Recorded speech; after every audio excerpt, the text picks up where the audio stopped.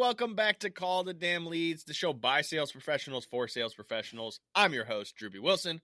With more than 2 decades in sales, I've seen it, been through it, heard about it.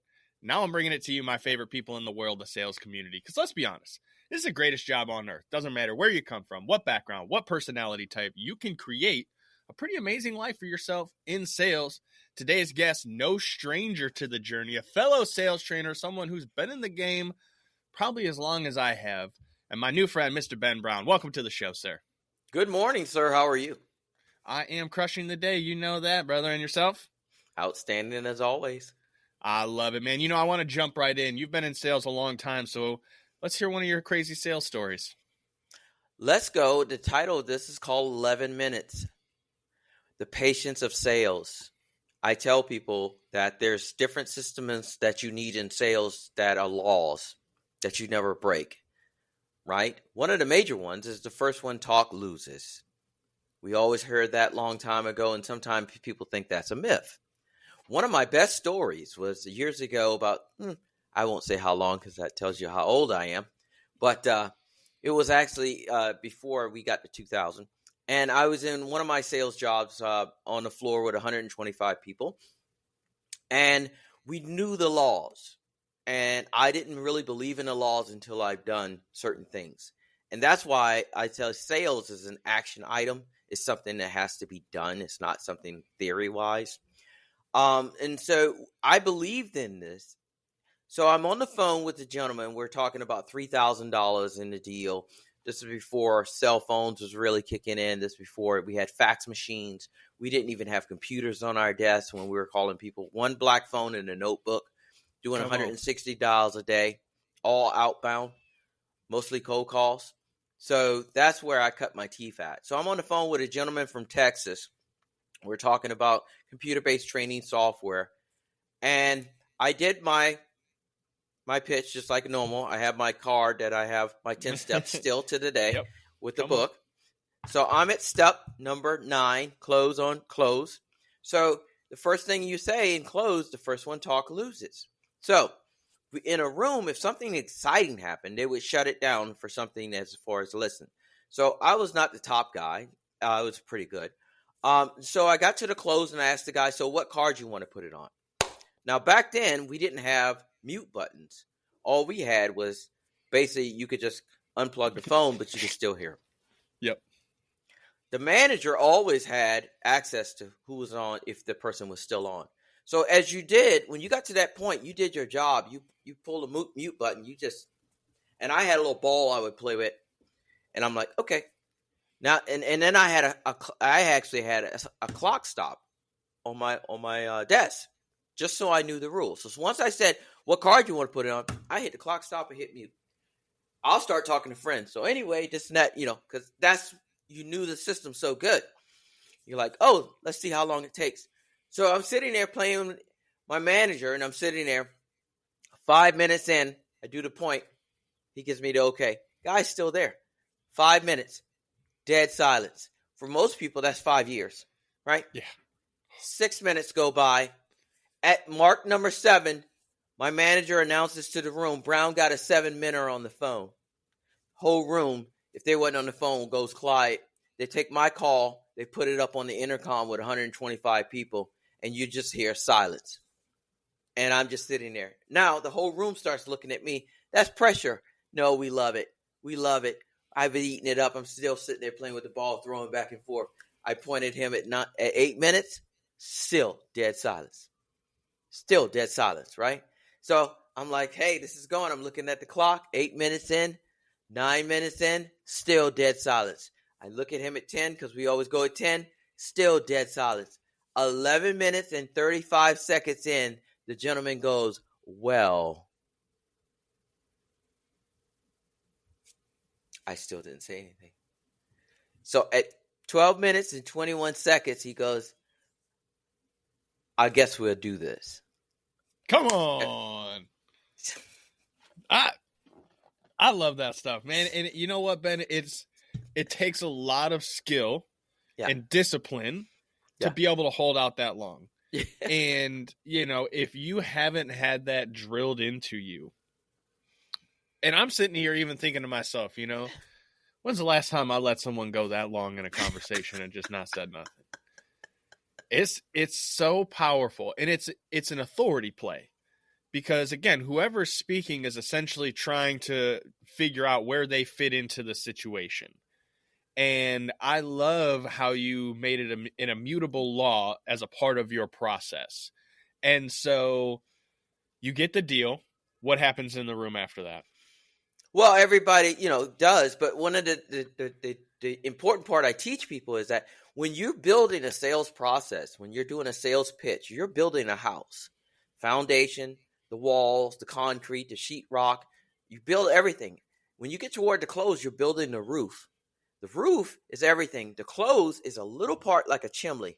And on the chimney, you should be waiting in the chimney because that's the only way they can get out, because you built everything around, right? So there's no assuming that they should close in the end if you have the right process. Most people, when they use too many closes, they're not building the structure right, and that's a lot of work. So the process that I use, you're building the structure around them that they're allowing themselves to build around. So when you get towards the close, there's nowhere for them to escape. You've already confirmed everything. It's like a court case. A lawyer, his job is to make you guilty. If you don't have enough evidence, they walk. So his job is to do that. Same thing as a salesperson. Your job is to confirm they're guilty of wanting, needing, and affording your product. Don't assume anything because it's ruled out by questions, right? So I don't have a book of closes in my process because I do all of that up front. That's the way I've been taught. And I'm like, why would, and then I hear, well, you need to, say this on a close. I'm like, I don't work that way. I don't need closes. All I need is just to regurgitate what you already gave me earlier in my earlier steps to confirm, because buyers are liars. I'm just going to go back and say, you told me this, right? Yes. Let's get you started, right? I don't need to quote something from a book saying a horse to water and lead, and if the mouse jumps off the rabbit and the rabbit jumps, and you said in your lifetime that, and then many people in Europe came across, and all of this kind of stuff. You got to remember, I've seen the slick guys use. I don't need any of that. My clothes is this big. What card do you want to put it on? Then I could do, the law, the rule is the first time they tell you something, it's not real, right? So you don't acknowledge the first, I got to think about it. Make them reiterate it, and then you segregate it and you break it down and things like that. The normal logic thing that you do. So from what you're telling me, the only thing you're telling me is this, and if we can alleviate that, we can move forward, right? Yeah. Okay, so it's down to price. What price you need to be at? Man, Ben, this is why I love having these conversations with professionals, because there's so many different ways to be successful in sales. It's like Taekwondo. You're going to go defend yourself. You go through the yellow pages. I tell people, you can go get jiu-jitsu, Brazilian jiu-jitsu, karate, all of the Aikido, all of these different things. They all work the same if you know how to use them. Amen. But if you don't know how to use them, when you get jumped in the alley, you sitting there trying to reread a book, it ain't going to work, brother. You know what? But this brings up a good point, though, Ben, because this is where I feel like a lot of professionals, and I'm going to call them professionals for their own sake, because they're not all professionals, but I want them to feel like professionals. We're trying to help them here. Right. They go to one class, and then they're like, I'm a karate expert. Like, don't worry about me. I watch them Bruce Lee flicks. Like, I got you, dog. And to an extent, you can fumble your way through a sale. Yeah. You can fumble your way through a fight, and you can have some level of success. Right. But if you want predictable success, if you want to be able to be in the moment and know just based on how these people are using their body or moving around or the words that they're saying, where they're getting ready to go, so that you can put your arm up and block and be prepared to like pull that ninja move and walk them to where they're trying to be. That's what makes you a real professional. Right. So Ben, where was it when you first realized that, like, hey man, I'm doing this wrong. I need this process so that I can be successful? I have been in gym sales. I've been in car sales until I got to computer sales where they had a system that was like detrimental. It was taught that you're getting in sales, you're either getting better or worse every day. Mm. There's no even, right? It's a performance. So if you go out for a weekend or you quit sales for like a month or 2 months, you got to get back into it. It's like being an athlete. We're the athletes of the company. We can't come in and just sit down on the bench. We have to, a programmer can go in there and just start touching keys and just look at the screen. And customer service just answer phones and do that. And a marketer can just come up with ideas. The salespeople downstairs doing gymnastics, they're on the phone. They got to come in. They down there with the coffee. They're down there with the Java. You ever been to a Christmas party with the company and the whole company's there? And then you got the executives up front, you got the management, you got the marketing team, and you got everybody up front like this here. And then where's the salespeople? They're back at the open bar. They're all huddled up talking shit about the marketing team. They're in the back talking. Leads are. And they're like, hey, man, I'll tell you what, boy. So, but this, and this is the journey of a sales professional. Right. And a lot of the times what happens, though, is you're one of those guys who's at the open bar shooting the shit with the guys. And at some point you decide, you know what, man, I could do this better than them. Yeah.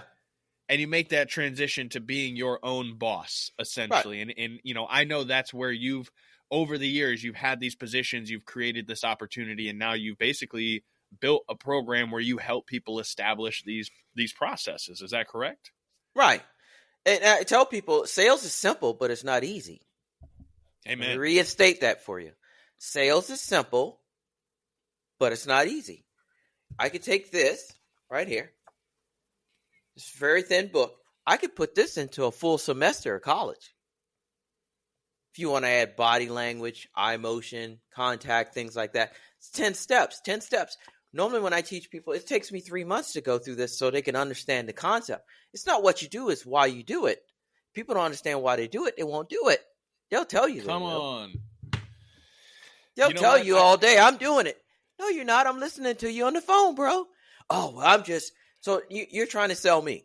Okay, you're trying to sell me. So I always tell my godson's 27. He's doing very well, working for T-Mobile, killing it in the game because I taught him, And he's like, I said, either somebody's always buying or somebody's always selling, right? You selling me, I'm selling you on this call. We're selling other people. You're married. When you ever stop selling, you're done. I'm divorced. I stopped selling, right? Something happened. The product wasn't good anymore, right? So that's what I'm trying to tell people. Life is about sales. So my concept is I bring a lot of variety and I bring a lot of continuity between what they're currently doing to sales. So it makes it real, whether it's music, arts, athletics, it's the same kind of thing. So once they get it, most of the time, about 40 days into working, normally it was when the light comes on. They go, oh, it's way simpler than I thought. And I go, yeah, because you don't know, you've not been taught. College doesn't teach it. High school doesn't teach it. If you've been in a more serious program like back in the days, IBM had serious programs, and where I came from, the call centers back in the 90s, now it's about lead generation and all this kind of stuff. We had no back of a magazine. We had a card. That's all we had was a card. You would pick up the phone and call. You would write them down in your book. You would go back through your leads through the notebook. That was your database. We were pissed off when we got computers. It slowed us down. I got to enter this. I ain't got time to be typing this stuff in. We got to get to the next call. Like we're hitting the next call. And that's how we roll. And so it's coming back now. I just had a podcast interview 2 days ago. I was telling people communication is we're getting burnt out. And all these younger guys who've been not communicating with each other, getting burnt out. People getting tired of looking at emails. They want to talk. AI's coming in with all this stuff. You could tell AI, I ain't got time. I want to talk to a real person. Yep. And that communication is coming back. So those who can do that are going to have the big advantage because email marketing, everything has this cycle. Bell bottoms is coming back. So, you know what? Ben, I want to touch on this for a second because I had this conversation with someone recently. They're like, well, Drewby, they were asking me about some of the follow-up flows and the automations and things that I use. And they're like, well, that sounds like a lot of text messages and emails. And I'm like, yeah, it sure is. because we're seeing an average of like 5,000 advertisements a day. So I have to be in front of you as often as all of the other advertisers that exist. And the difference for me is that I still pick up the phone and I call the damn leads, so that not only are they seeing my name, but now they're putting a voice to the things that they're seeing. Right. There's congruency. There's continuity, as you mentioned earlier. That's a great word. Right. And as you mentioned, so many people are trying to hide behind the little black screen, because they're not confident in themselves. They're not confident in the product. They don't have the same passion that they used to have for it. Mm-hmm. And so that comes through in their line of communication, which is why it's so much easier for them to hide behind that. But as you just mentioned, people are getting smart, man. We're tired of the AI. And at this point, most of the time, if you've been in the game at all, you look at an email and you go, you didn't write this. Let me give you a better analogy. Come on. All right. So dating is the same thing. So I've been single for 4 years, and when I got back in the game, I was married for 13 years. I didn't understand anything. So here's a golden nugget. I always say golden nuggets. And when I say golden nuggets, write this stuff down because it's very important. 80% of sales is confidence. 80%. So I'm not a sales coach. I'm a sales performance coach. My job most of the time is get them to understand the no's. You're a dating coach. You understand you get some guy out there that's socially awkward into the real world on a date night out in Tampa, out at the bars. He's going to have negative. He's going to get turned down. You have to understand that. Half of the problem is telling them that you're going to get the no's. 3% is the average in sales, no matter what you're selling, right? So you got 97 no's. So I get some guys to go, chalk marks. Give me 100 no's. I guarantee you'll get 3 dates. I used to walk in a bar. I hate to say this. So back in the days, I came from the Marine Corps where we didn't care because we didn't see women a lot of time. And when I got into the real world and guys said, Brown is vicious at dating. He's vicious. I'm like, I'm 5'7". I'm not. Now you have to be 6 feet because girls back in those days, you could have game. So I would go to the bar and I said, I'm going to leave with a girl in 40 minutes. Oh, you can't do that, Brown. We just got here. They go to the bar. I would hit up every girl in the bar. I would play the numbers game. And that's what, and I'm like, you're not interested? What about your friend? No, go to the next one. And the girls were like, this guy, he's in here for a reason. He's, and then what the science and the math of it is after you get to about the 15th one, the one that you hit number 3 or 4 would come back up to you and go, what's wrong with you? You crazy? Like they would hit you and you'd be like, oh, I'm just playing around. I want to meet somebody. I want to hang out. I don't want to sit out here all night. You're here to meet somebody, right? Yeah. And the close of it is right then and there. You go, did you drive or did your friends drive? And she goes, my friends drive. And I'm like, next, are you ready to go? Like that. And then I come up to the bar and the guys, I say, I'll see you guys later. What do you mean? We just got here. I'm like, I'm out. You drove. I'm like, you taking a cab tonight? There was no evens back then. And they were like, went in there closed. Went in there closed. It's so funny how people will be their own biggest roadblock on the road to success. Yeah. They will literally make every excuse not to have some sort of effort. Yeah. And what I love about sales, and for me personally, Ben, where I find that I've been able to be successful is like, I'm not a heavy closer. I'm not that like in your face, rowdy kind of guy. I don't like that. And even to an extent, I'm not as brave as you are in the willingness to just go up and ask every girl at the bar. Thankfully I'm married 10 years now and I don't have to worry about that anymore. But like, God forbid if I ever had to, man, I'd have to put my sales hat on, right? And I'd have to get back in the game and be ready. But what I love about this is and this is what makes sales so fun, is you knew who you were, what resources you had available, and you basically made the best of the situation you were in. Yeah. And what I encourage any listener to remember is that you have the same opportunity. You have resources. You have, things that make you skillful and successful. And you have an opportunity to be able to go out and do whatever it is that you want to accomplish if you will do the work. Hey, you want to meet a girl? You gotta meet, do this something. Is powerful. If we didn't have this, Right. You can call anybody anytime. You can contact anybody anytime, anywhere. You have multiple ways to contact them. It's the same thing. When I got out, I learned about, Tinder, and I was like, oh, I want to date again. Let me go on the apps. I'm not a bad looking guy. Took some photos, you know, with the fish.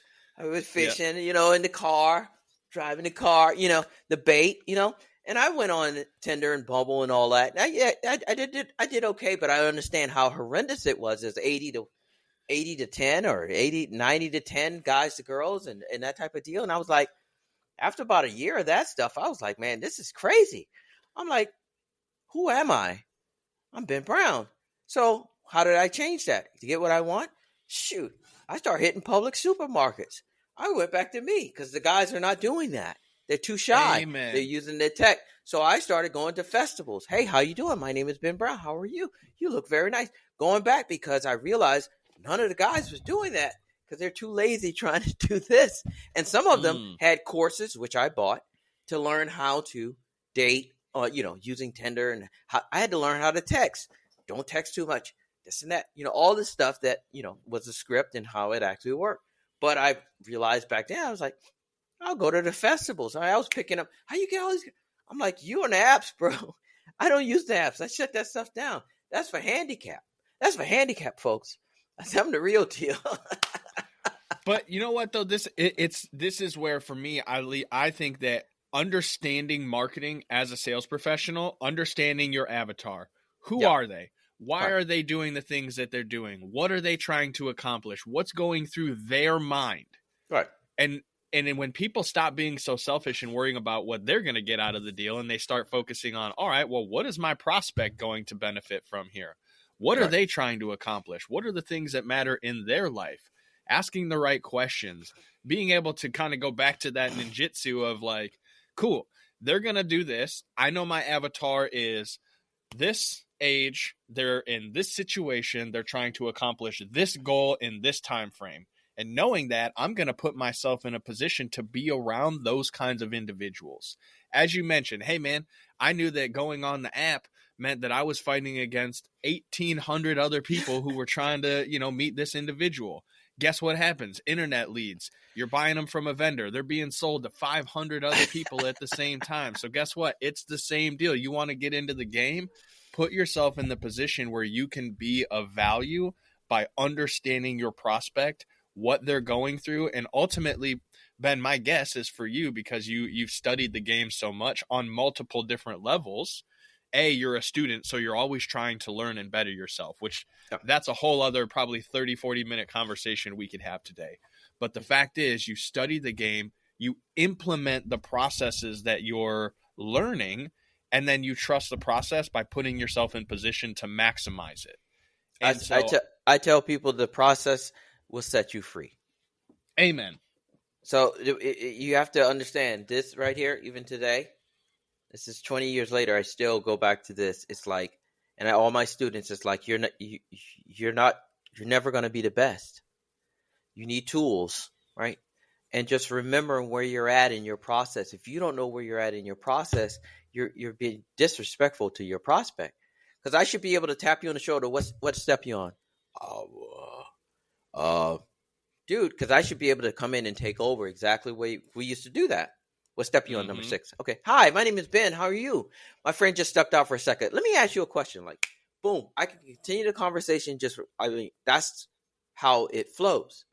But you have to put in your repetitions for that. Most people are not willing to put in the work, to practice, because it's a skill. It's like me teaching you how to bead weld. People don't know what bead welding is, right? You know how difficult that is, right? Imagine trying to do that by learning from a video. Bead welding takes years. You're normally an apprentice for that. So sales is the same type of deal, but the skills to pay the bills, but the process will set you free. So if you don't have a process, most of the time when I work with companies, first thing I go, what is your sales process? They look at me. I'm like, that's the problem. Nothing you can replicate. Nobody's going by nothing. Everybody's winging it. Everybody's a God gift of sales. Everybody could talk, but how do you gauge what they're doing, right? You take me somebody who can do the process, who's very shy, which I've seen many times, and they just stick to the process, and you got this very arrogant guy that comes in and just does this. that guy who sticks to the process is going to, over the long term, is going to kick his butt, because somewhere in his process is going to get discombobulated. Sales going to go down. We're going to question why they're going down. He can't tell me, and I can't help him. So now he's going to sell me on the fact that the leads that I'm providing him is not adequate, or it's Christmas time, or Labor Day's coming, or a hurricane hit in that area, or their mom passed away, or the economy's down, people not spending money. We have a new president. They'll tell me everything. So now you're selling me on the fact of why you're not selling, right? So that's the problem. Somebody's always selling. So why are you selling me? I same leads, right? No, but this and that. So that's telling me you can't tell me what the problem, the process. You should be able to say, back in the days, I'll give an example because you guys ain't used. So they recorded all of our conversations.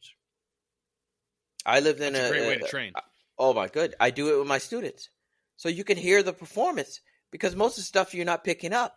Where are you going at? So, I mean, I've been working for a company for 3 years. You go through ebb and flows. You mentally cannot $160 a day. When I left there, it was like I was in boot camp for that period. I went to a company that sat down and was like, you got to, I'll give you a funny story. So I've been working this company commission only for 4 years, Monday through Friday, 9 to 6 on the phone. Like they'd be every time on the phone, like PTSD on the phone. Why? We didn't have computers. We didn't have coffee breaks. I smoked cigarettes because the only time I could get a break was to go outside. Why are you smoking cigarettes? I don't need this I need stuff. a minute, man. I need Give a me minute. my 5. Hurricane would hit, evacuation. They still had us coming in. I mean, there was, you talk about, sweat boxes. This was it. Boiler room was it. So the main thing was, in that room, you had so much pressure and everything was on there. And so you would be on the phone, and your chart would be on the wall. Everybody knew. They'll tap you on the shoulder. They take you in the back. What's going on? Nothing. No. Nah. What's going on? Nothing. They'll hit the button. Play. Where are you going there? What's going on? Okay. They'll write it down. Now you're losing money. You're off the phone. They hit play again. Where are you going there? Yeah. Step number 6. Okay. Go back in the training room with the amateurs. People just got there, and you're in the training room with the video going through the step you learned 3 years ago again. And then you're sitting there with a card going, so let me ask you a question for that amateur before they let you back on the phone. You fell off. But, hey, that's gladiator school. And that's what people are missing. That's what they don't have anymore. So many people have gotten soft. So many people have decided that it's okay to make excuses and to create, every different avenue for selling themselves and anyone who will listen on why they're not successful. And Ben, I'm sure we could probably sit here and nerd out for like the next several hours about this. And I'm excited because at some point, man, I may even want to bring you back to tell some more stories. Because again, I love working with professionals. But for now, what's the best way for me and the listeners to come and find you, check out your book, learn more about what you have going on? Because I know I'm going to check it out, and I have zero doubt that anyone who's listened today has had some fun and is going to come check you out too. Master the Art of Closing a Sale on Amazon, Barnes & Noble, everywhere. 360 Sales Consulting, you find it on YouTube. My website's 360 Sales Consulting. But I make it simpler for people because people are, I say everybody's idiots. Some people are just full-time. So you look at it, it's meetwithbenjamin.com, and you can schedule a call, or based on assessment, there's a number of ways in there that you can escalate yourself to gravitate towards me and figuring out if I can help, because that's basically what it is. And I love what I do. It's teaching, right? It's passing on. It's building confidence with people, building young men into grown men, building women to be more confident in their fields. And so working with people is like my talent. I love doing it, and seeing the progression that they actually get from it is tremendous. Beautifully said. And again, this is why I love working and doing these shows with other professionals. It's an honor to know there are others out there who have the same mission of helping others be more successful, as long as they're willing to work, as long as they're willing to call the damn leads. So listen, if you guys enjoyed the episode, share it on social media, send it to a friend, coworker, colleague, somebody that you know will enjoy it and also maybe learn a thing or two. And if you have a great story, if you've been in sales a long time, you know that you could bring some value to the show. I'd love to have you as a guest as well. Just like my new friend Ben here. Head over to callthedamnleads.com/podcast. Send us your information. Get booked on. We'd love to have you. Ben, thank you again so much for your time today, man. It's been a true honor. If you like it, love it, sell it. Amen. We'll see you guys on the next one. Go call the damn leads. Take care.